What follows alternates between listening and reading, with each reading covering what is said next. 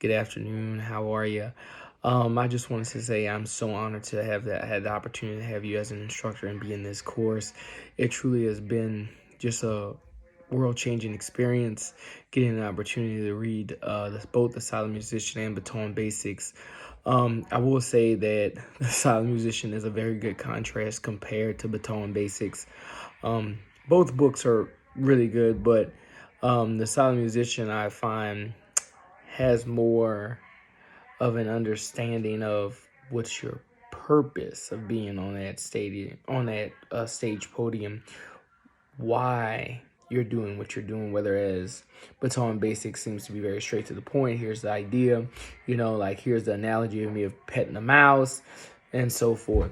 But chapter 3, conducting music, was truly refreshing.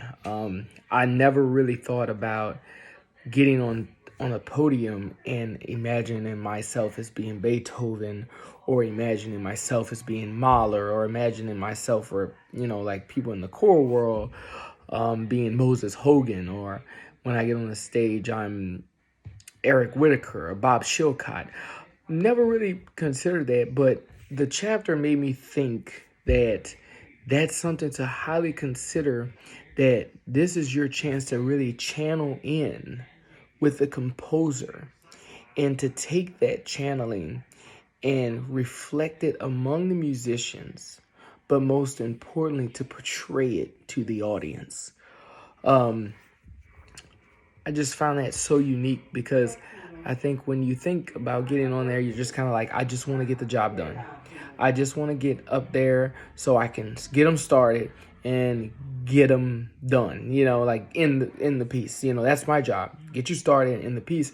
But if that's what we're taught all along, I think we can get caught up into that same cycle of doing things, whether as seeing it as reflecting what the composer wants.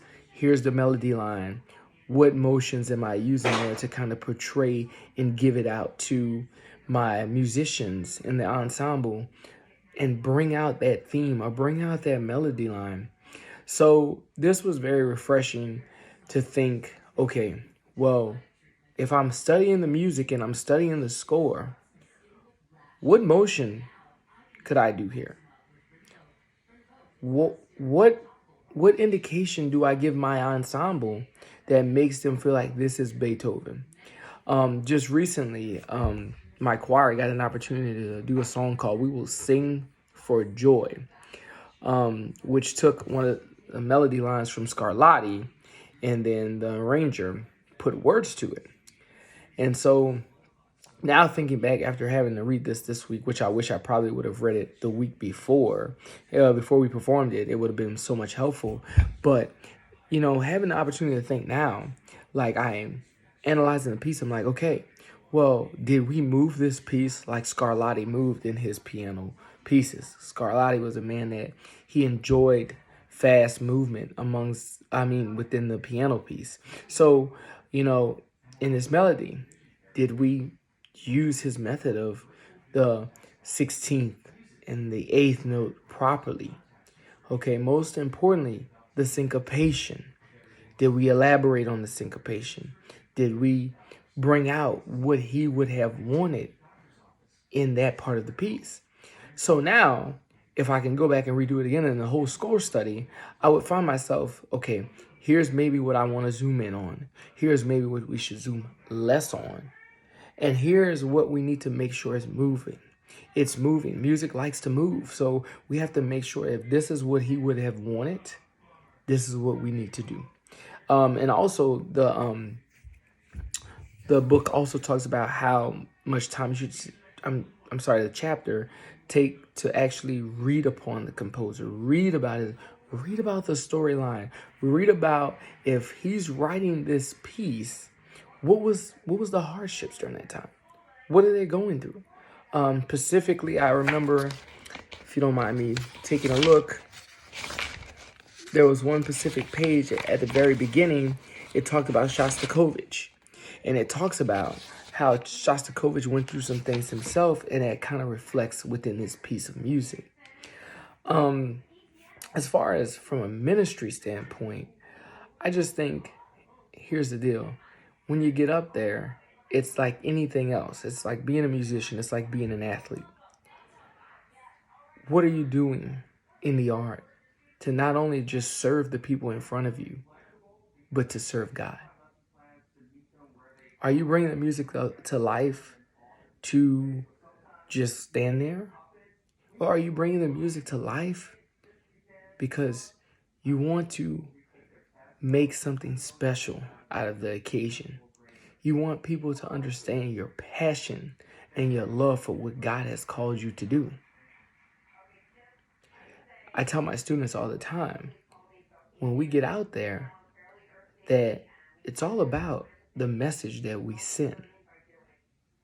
If we're sending a message, then we're doing our job. But that message has to promote change.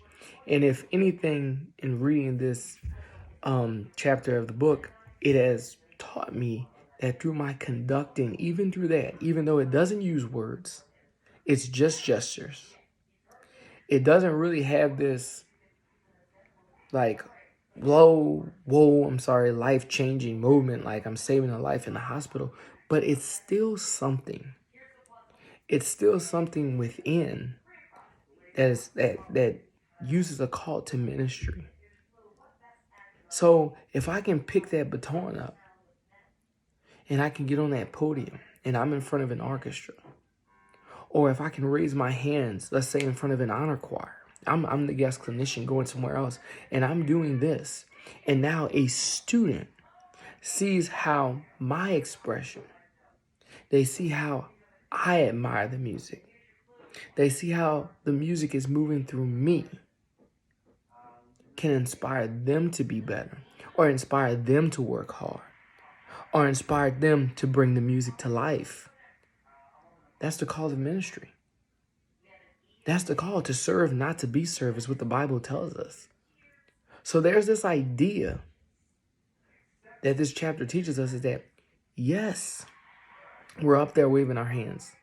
Yes, we want to get our ensemble started. And yes, I get it. We want to make sure they end on time because that's what we're taught. We're taught, get them started and don't worry about anything else. But no, it's more to it.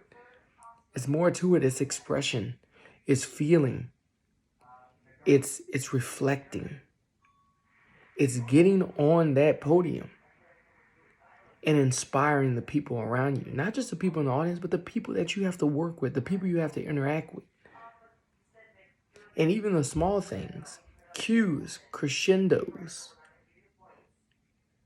retardandos, all those things help bring that message together that you're trying to send as a conductor to your ensemble.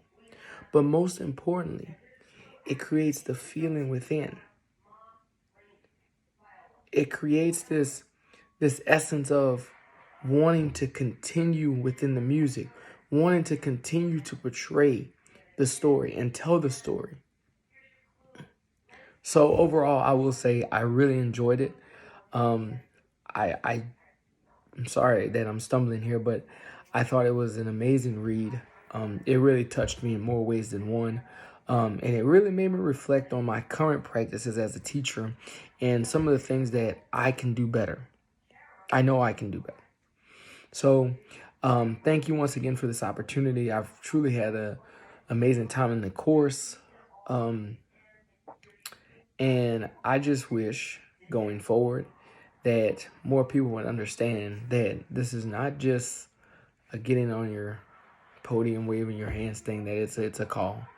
And that if you're called to do it, then you need to really take it seriously, hone in your craft, attend professional development, and continue to grow, continue to want to grow.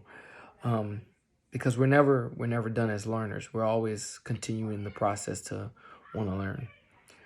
So thank you once again, and have a nice day.